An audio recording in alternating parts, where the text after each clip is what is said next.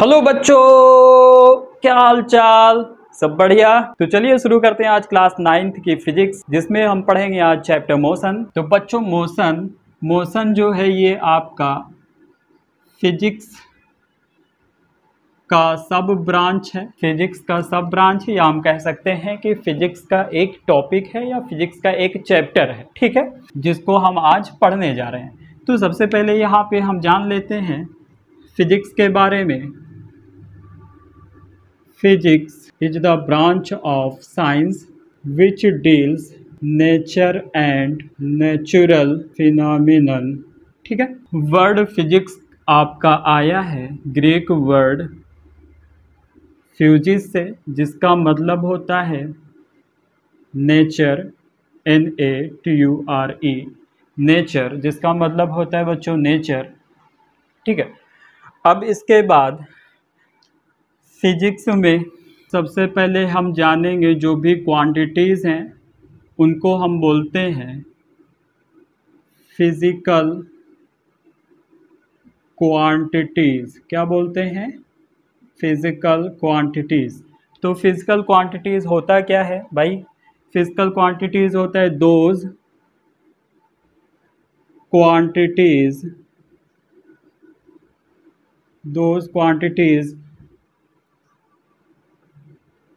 which can be measured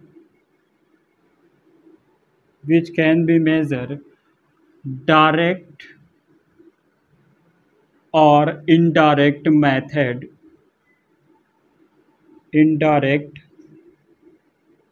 method are called physical quantities. ठीक है बच्चों। फिजिक्स में वे सारी क्वांटिटीज़ जिनको हम मेजर कर सकते हैं बाय डायरेक्ट और इनडायरेक्ट मेथड, वे सभी कहलाते हैं फिजिकल क्वांटिटीज़।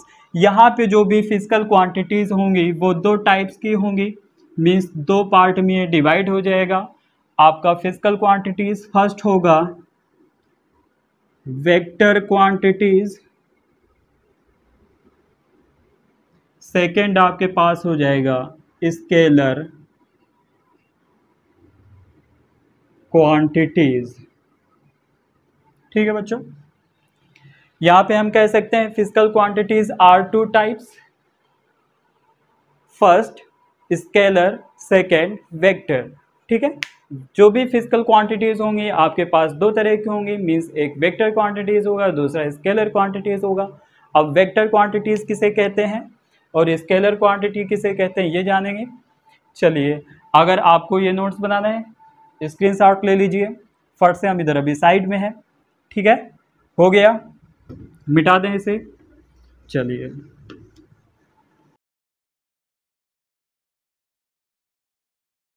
ऐसी भौतिक राशियां जिनके पास परिमाण के साथ साथ दिशा भी होती है उनको हम कहते हैं सदिश राशि, या इंग्लिश में अगर हम बात करें तो उनको कहा जाता है वेक्टर क्वांटिटीज। ठीक है बच्चों। डिफिनेशन बहुत ही प्यारा है। दोज क्वांटिटीज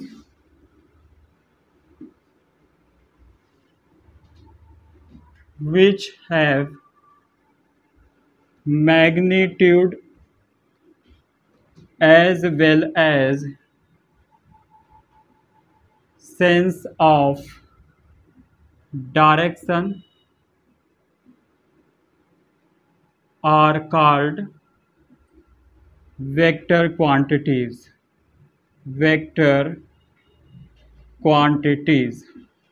ठीक है बच्चों।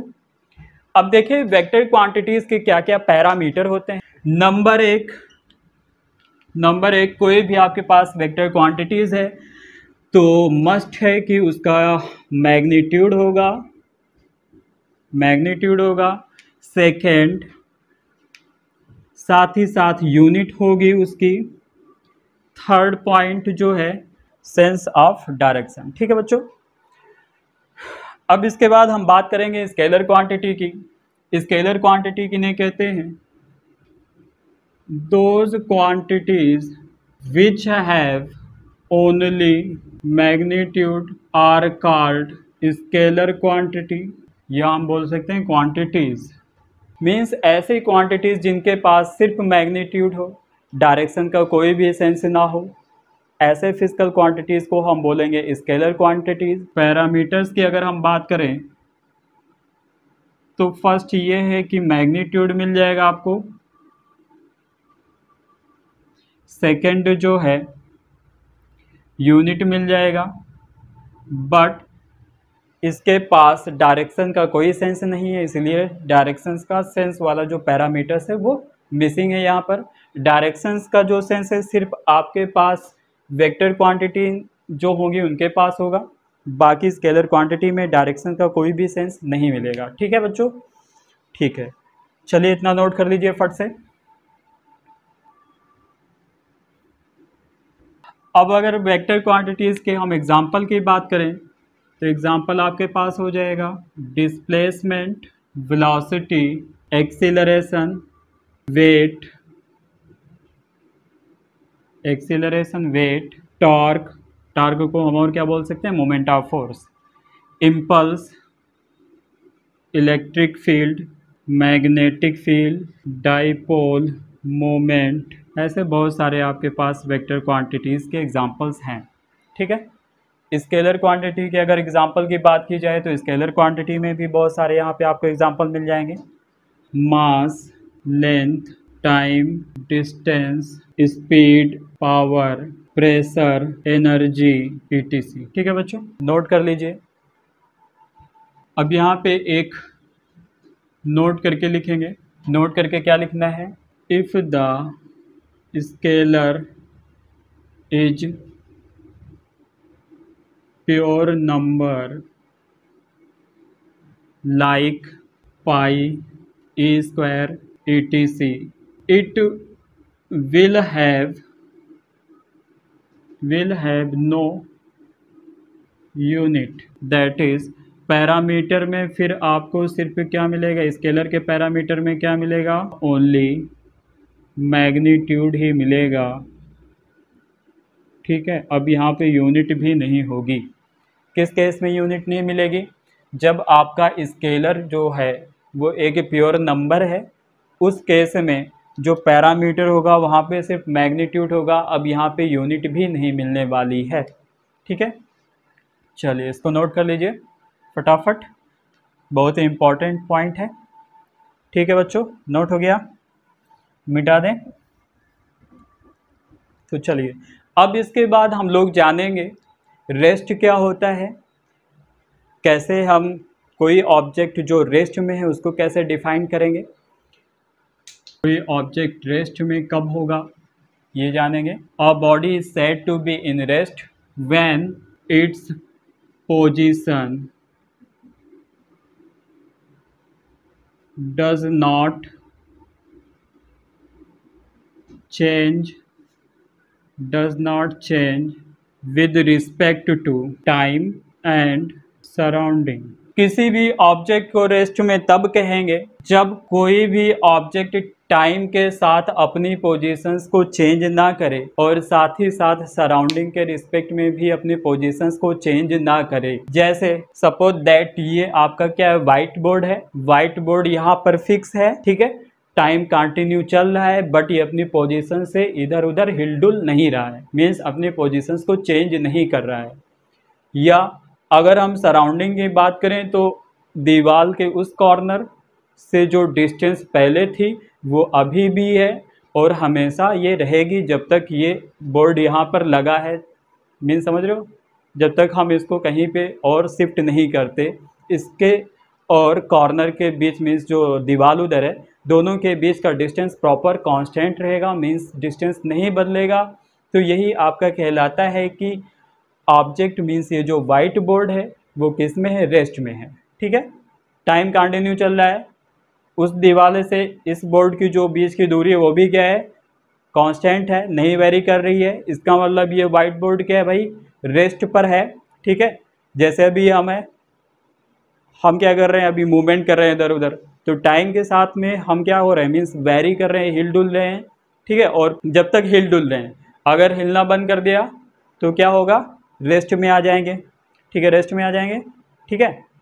उसी तरीके ये जो भी ऑब्जेक्ट है वो टाइम और सराउंडिंग के रिस्पेक्ट में अगर अपनी पोजीशंस को चेंज नहीं कर रहा है तो हम ऐसे ऑब्जेक्ट को कहेंगे वो ऑब्जेक्ट कहाँ पे है भाई, किस में है, रेस्ट में है।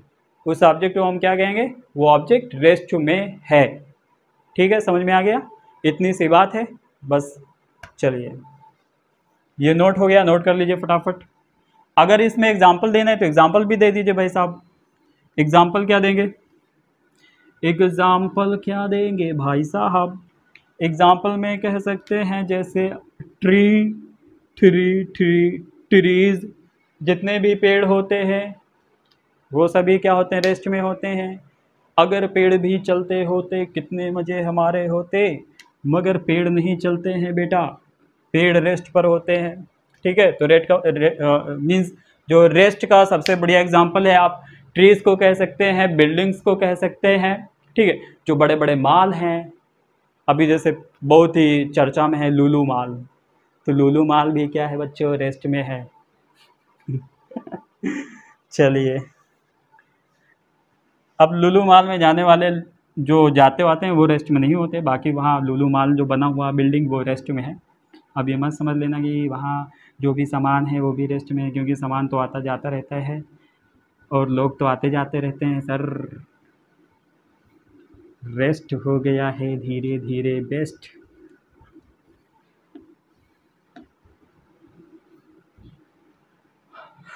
अब जब रेस्ट पढ़ लिया है तो मोशन भी क्यों ना पढ़ लिया जाए, मोशन भी पढ़ लिया जाए, क्यों।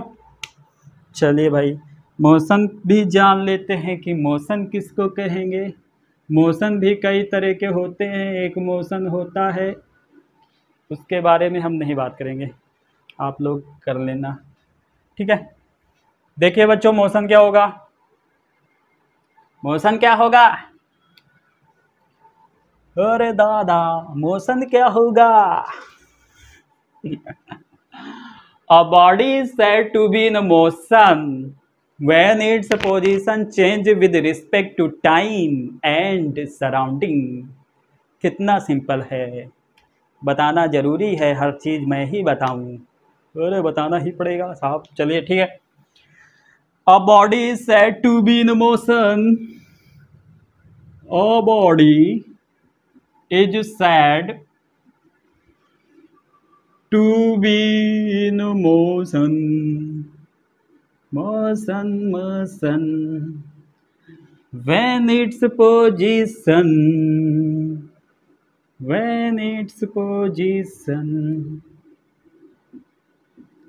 position change with respect to time, with respect to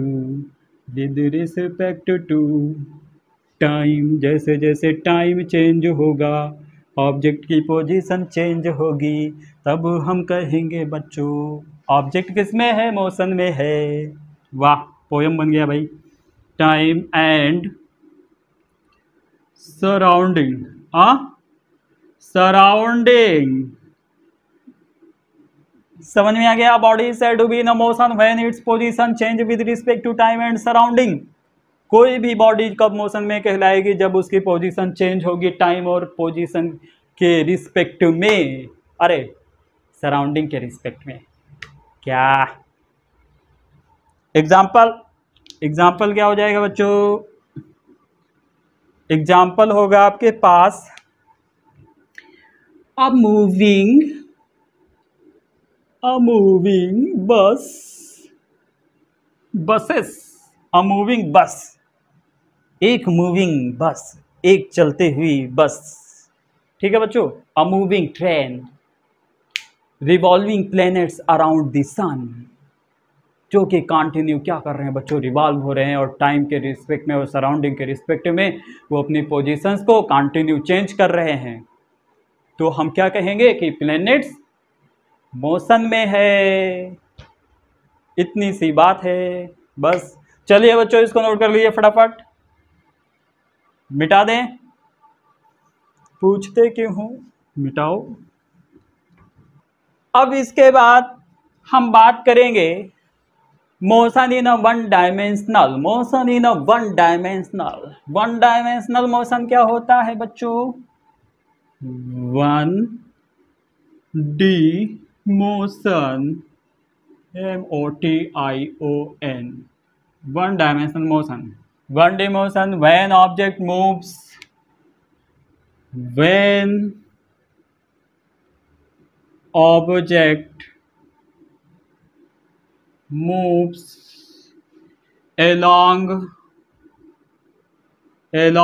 a straight line,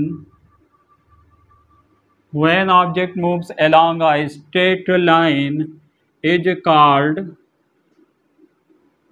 object in 1D motion, is called, क्या कहेंगे?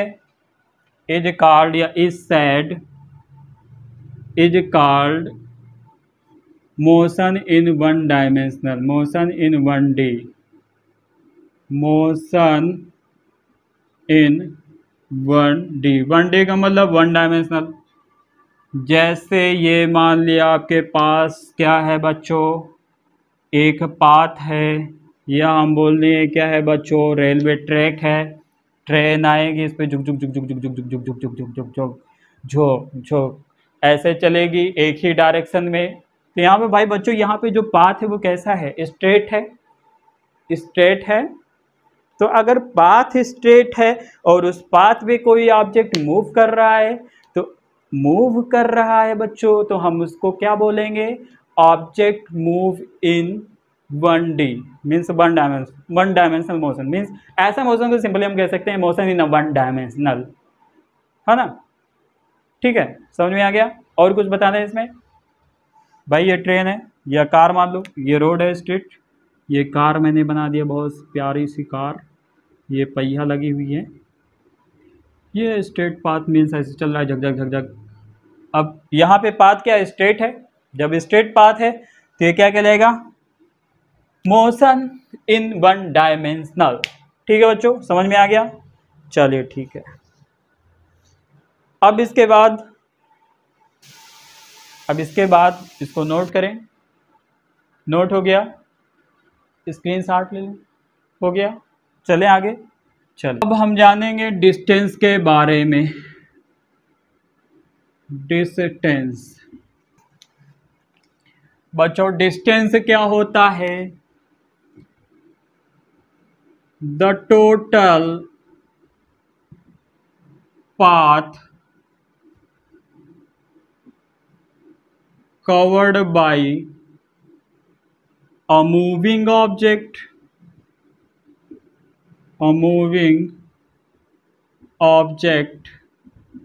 is called distance, The total path covered by a moving object is called distance। कोई object यहाँ से चलना शुरू किया और यहाँ पे आके रुक गया, तो इनिशियल पॉइंट से फाइनल पॉइंट के बीच का जो गैपिंग है, जो सेपरेशन है, या जो टोटल पाथ कवर्ड किया गया है मूविंग ऑब्जेक्ट के द्वारा, वही क्या कहलाएगा बच्चों? डिस्टेंस कहलाएगा। ठीक है, तो डिस्टेंस कहलाएगा। डिस्टेंस को हम डी से इंडिकेट करते हैं, किसी किसी बुक में डिस्टेंस को एस से भी इंडिकेट किया जाता है। तो डी से इंडिकेट करें या एस से इंडिकेट करें, कोई मैटर नहीं करता, बस आपको समझ में आना चाहिए कि यहाँ पे क्या हम पढ़ रहे हैं। ठीक है, चलिए अब इसके बाद डिस्टेंस की अगर हम यूनिट की बात कर लें, यूनिट की बात करें बच्चों, तो यूनिट होगा इसका मीटर, क्योंकि डिस्टेंस क्या है? एक लेंथ है, और लेंथ को हम किस में मेज़र करेंगे? मीन्स कोई एक आपके पास एक पैमाना होगा नापने वाला। ठीक है, तो यहाँ पे वो क्या हो जाएगा भाई? मीटर होगा, मीटर स्केल। अब ये स्टैंडर्ड यूनिट है भाई मीटर, बाकी और बहुत सारी यूनिट होती हैं, किलोमीटर, सेंटीमीटर, डेसीमीटर, है ना, mm, मिलीमीटर, बट स्टैंडर्ड जो यूनिट है वो क्या है? मीटर है। ठीक है, समझ में आ गया? कैसी क्वांटिटी है बच्चों? स्केलर क्वांटिटी है। कैसी क्वांटिटी है? स्केलर क्वांटिटी है।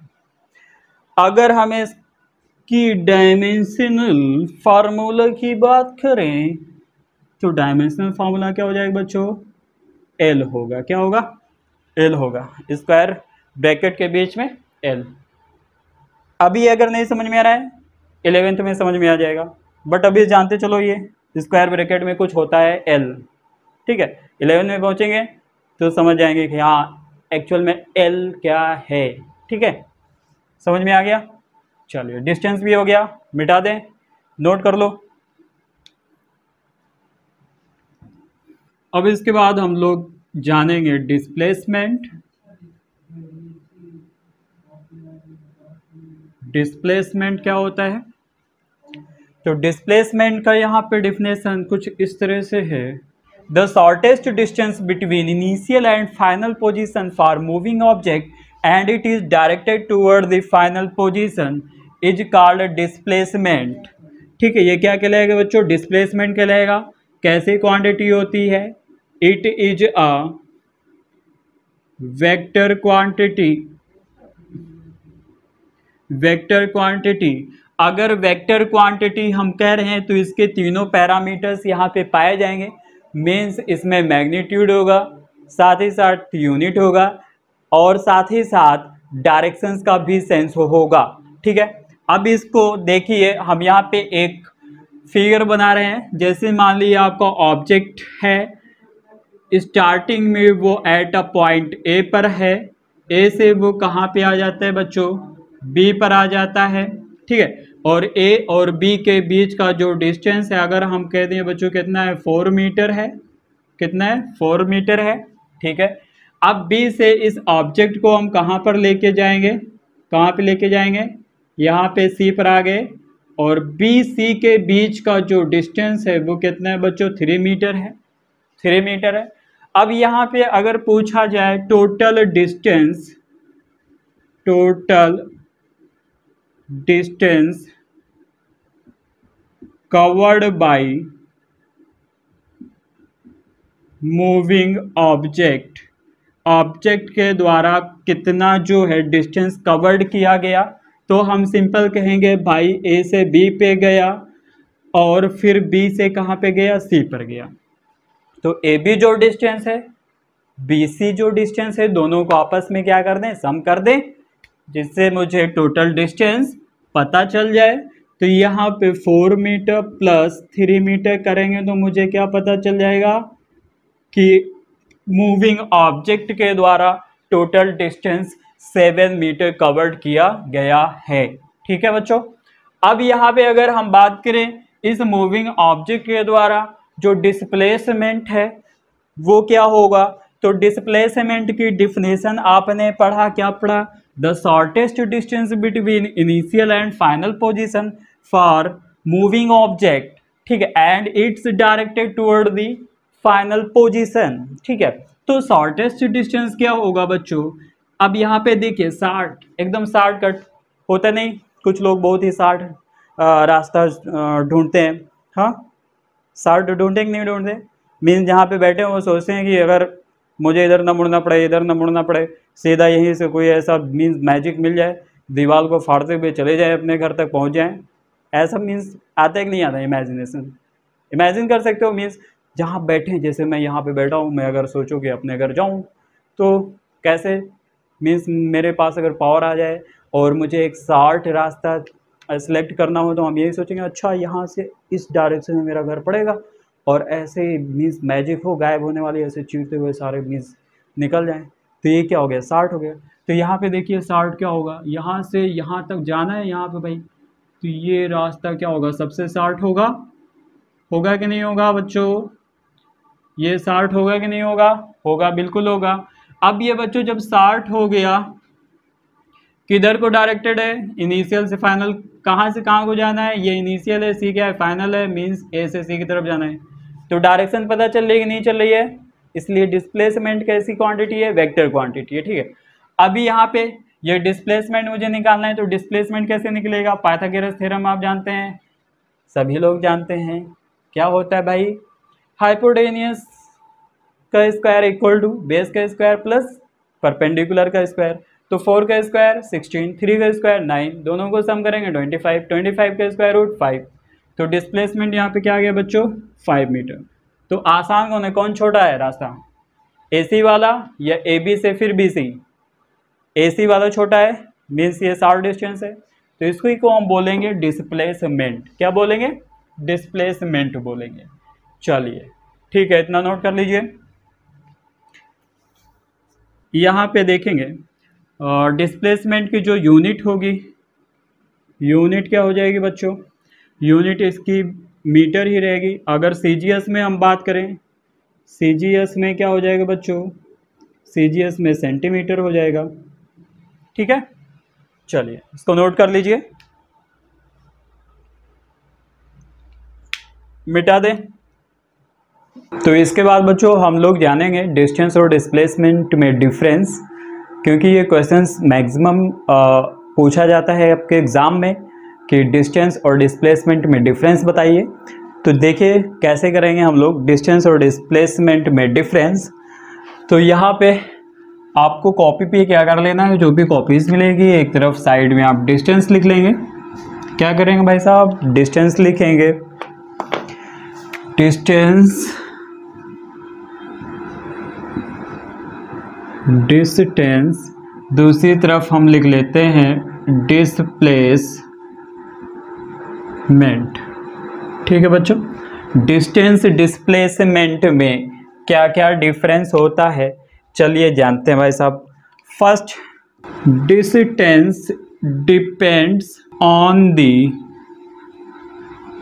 Path followed by moving object. First point ये हो गया, मीन्स कोई भी मूविंग ऑब्जेक्ट हो उसके लिए जरूरी है डिस्टेंस, मीन्स वो डिस्टेंस जो भी पाथ है उसको वो फॉलो करेगा। ठीक है, पाथ को फॉलो कर रहा है। जबकि डिस्प्लेसमेंट के केस में क्या होगा, डिस्प्लेसमेंट के केस में होगा displacement does not follow, does not follow या आप लिख सकते हैं does not depend on the path followed by moving object. ठीक है बच्चों, ये आपका फर्स्ट डिफरेंस है। सेकेंड पॉइंट हम क्या बताएंगे, distance always positive, distance always positive, distance हमेशा पॉजिटिव मिलेगा। जबकि डिस्प्लेसमेंट के केस में क्या होगा, इट कैन बी पॉजिटिव और नेगेटिव। डिस्प्लेसमेंट जो है पॉजिटिव भी हो सकता है, नेगेटिव भी हो सकता है। ठीक है, क्यों होगा भाई, because it depends on the direction, because it depend on the direction. ठीक है बच्चों, क्योंकि डिस्प्लेसमेंट जो है वो डायरेक्शन पर डिपेंड करता है, इसलिए ये आपका डिस्प्लेसमेंट जो है पॉजिटिव भी हो सकता है और नेगेटिव भी हो सकता है। ठीक है, 2 पॉइंट क्लियर हो गए। थर्ड पॉइंट क्या होगा, third point distance always greater or equal than displacement। ठीक है, डिस्टेंस जो होगा हमेशा बड़ा होगा डिस्प्लेसमेंट से या इक्वल होगा, बट कभी भी लेस देन नहीं होगा। थर्ड पॉइंट डिस्प्लेसमेंट में आप क्या लिख सकते हैं, डिस्प्लेसमेंट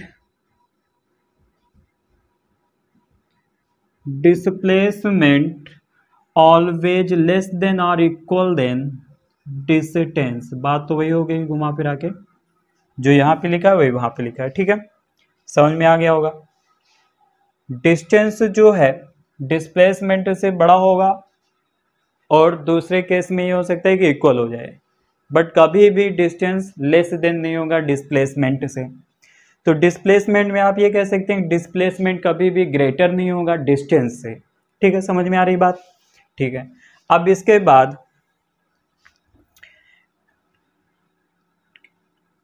फोर्थ पॉइंट ये है, it can not be zero, जो डिस्टेंस होगा वो कभी भी जीरो नहीं होगा, but displacement can be zero, displacement can be zero, जो डिस्प्लेसमेंट है वो जीरो हो सकता है, displacement can be zero, displacement zero हो सकता है। कैसे होगा डिस्प्लेसमेंट जीरो, ये हम बात करेंगे, ये जब आप लिख लें, या इसका स्क्रीनशॉट ले लीजिए, इसके बाद करते हैं, ठीक है। स्क्रीनशॉट ले लीजिए, नोट्स बनाते चलिए, रिवीजन करते चलिए, अगर नोट्स बन गई है, रिवीजन करना है तो रिवीजन करते चलिए भाई साहब। चलिए इसको मिटा देते हैं। क्या समझ में आया, क्या नहीं समझ में आया, कमेंट बॉक्स में कमेंट कर दीजिए। जो नहीं समझ में आया है उसको समझाया जाएगा, जो समझ में आ गया है वेरी गुड, बहुत अच्छी बात। अगर समझ में आ गया है, नहीं भी समझ में आया है तो चैनल को लाइक करें, मीन्स चैनल को सब्सक्राइब करें, वीडियो को लाइक करें, बाकी समझदार हैं आप, ठीक है। चलिए भाई साहब, यहाँ पे देखेंगे कि डिस्प्लेसमेंट जो है कैसे जो है भाई पॉजिटिव होगा, कब नेगेटिव होगा और कब जीरो होगा, ठीक है। अब मान लिया कोई भी यहाँ पे ऑब्जेक्ट है जो कि पॉइंट ए पर है, पॉइंट ए से उसने जो है ट्रेवल करना शुरू किया और पॉइंट बी पर आ गया। कहाँ पे आ गया, पॉइंट बी पर। ए से बी के बीच की जो दूरी है बच्चों, यहाँ पे अगर हम मान लें 10 किलोमीटर, कितना है भाई, 10 किलोमीटर, ज़्यादा नहीं हो रहा है, कोई बात नहीं, 10 किलोमीटर तो ऐसे ही टहलते टहलते चले आ रहे हैं, पहले के लोग चलते थे, अब कहाँ, ठीक है। ए से बी पे आ गए बच्चों, फिर क्या हुआ, बी से पुनः जो है रिवर्स गियर लगाया और कहाँ पे आ गए, पीछे की तरफ, पीछे की तरफ, और आ गए एट अ पॉइंट सी पर। अब बी से सी तक की जो दूरी है यहाँ पे बच्चों है वो 15 किलोमीटर, कितना भाई, 15 किलोमीटर। अब यहाँ पे हम किसके बारे में पढ़ रहे हैं बच्चों, डिस्प्लेसमेंट के बारे में, यहाँ पे एनालिसिस कर रहे हैं हम लोग कि डिस्प्लेसमेंट कैसे नेगेटिव होगा, कब पॉजिटिव होगा, कब जीरो होगा। ए से बी की तरफ जब हम गए 10 किलोमीटर मैंने डिस्टेंस कवर्ड किया, तो यहाँ पे जो डिस्प्लेसमेंट है ए से बी के बीच का वो आपका पॉजिटिव होगा, कितना, 10 किलोमीटर, ठीक है, समझ में आ गया। फिर बी से हम सी पर आए, 15 किलोमीटर बी से सी के बीच की दूरी, ठीक है, समझ में आ रही भाई। अब अगर हम कहें कि अब डिस्प्लेसमेंट क्या होगा, अब डिस्प्लेसमेंट क्या होगा, क्या होगा भाई साहब, तो यहाँ पे हम बोलेंगे, क्या बोलेंगे, ए बी माइनस, या आप ए बी प्लस, क्या करेंगे भाई साहब, A B plus B C करेंगे, या आप सी भी कर सकते हैं, बी सी कर सकते हैं भाई। ये आपका देखिए डायरेक्शन चेंज हो रहा है, मीन्स अपोजिट डायरेक्शन है, तो यहाँ क्या आ जाएगा, माइनस का बी सी आएगा, very good. A B bracket open करेंगे, minus B C, A B कितना है, 10 किलोमीटर है, माइनस बी सी कितना भाई साहब, 15 किलोमीटर है, ठीक है। तो यहाँ पे मुझे क्या मिल जाएगा, डिस्प्लेसमेंट ए सी मिलेगा, ए सी मिलेगा। अब ए सी जो डिस्प्लेसमेंट है वो क्या आ गई, माइनस का 5 किलोमीटर। तो इस तरह से यहाँ पे जो डिस्प्लेसमेंट है वो क्या है, नेगेटिव है, ठीक है, नेगेटिव है। जीरो डिस्प्लेसमेंट किस केस में हो सकता है, जीरो डिस्प्लेसमेंट मीन्स यहाँ पे एक स्ट्रेट पाथ है, ए से बी पे चले आए दौड़ते दौड़ते, ए से बी पे चले आए दौड़ते दौड़ते, कितना है भाई साहब, यहाँ पे हम मान लेते हैं 2 किलोमीटर मैंने यहाँ पे दौड़ लगाई और ए से पहुँच गए बी पर। फिर हम जो है कुछ लाना भूल गए थे, फिर से वापस आए या वापस दौड़ लगाई किधर, अपने इनिशियल पोजीशन पर जहाँ पे वो सामान छूट गया है मेरा। फिर यहाँ से दौड़ कर आए यहाँ पे ए पे, फिर से भाई एक बार इधर को गए फिर इधर को आए। तो यहाँ पे देखिए जहाँ से मैंने शुरू किया था दौड़ना और बी पर पहुँच गए थे, फिर बी से आए कहाँ पर, ए पर आके रुक गए।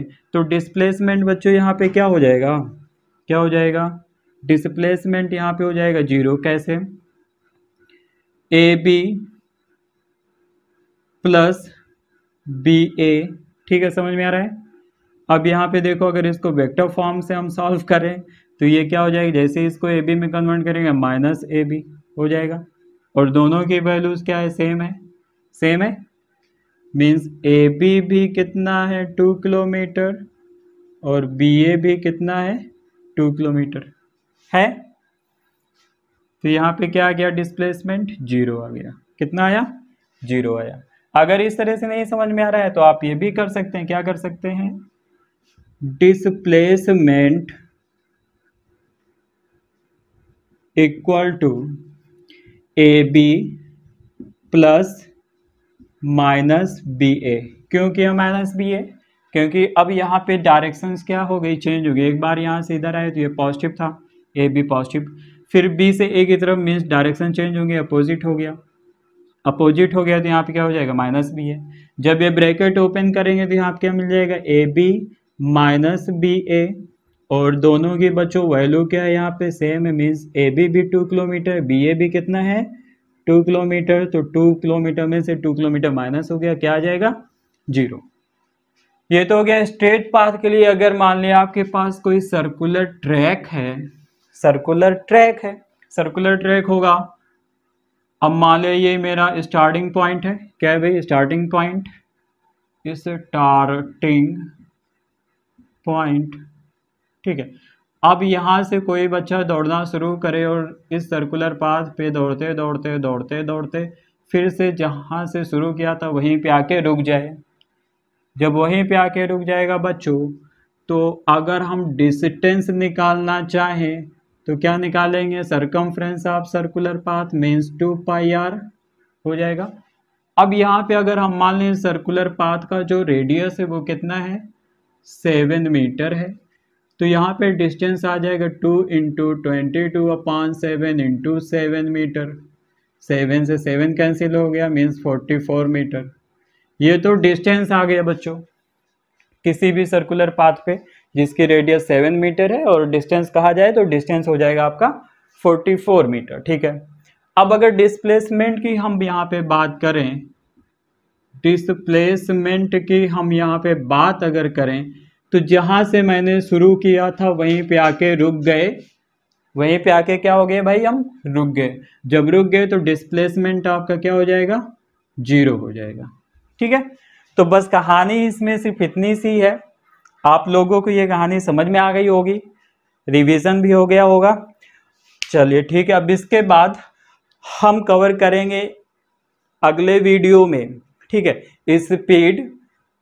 स्पीड की कितनी वैरायटीज होती हैं, वेलोसिटी वगैरह, और फिर इक्वेशन ऑफ मोशन है, फिर न्यूमेरिकल्स वगैरह है, तो वो सारी चीज़ें कवर करने वाले हैं इस वीडियो में। बस इतना ही, बाकी चलिए मिलते हैं नेक्स्ट वीडियो में, ठीक है। इसी को कंटिन्यू करेंगे और रिवीजन करते रहिए, पढ़ते रहिए, हंसते रहिए, खेलते रहिए, एंजॉय कीजिए, और एग्ज़ाम होने वाले हैं, एग्ज़ाम की तैयारी भी कीजिए। तो वीडियो को लाइक कीजिए, शेयर कीजिए, और चैनल पे अगर नए हैं तो चैनल को सब्सक्राइब कीजिए, ठीक है। अपना ही चैनल समझें डार्ट वीडियो को, ठीक है। धन्यवाद, थैंक्स फॉर वॉचिंग।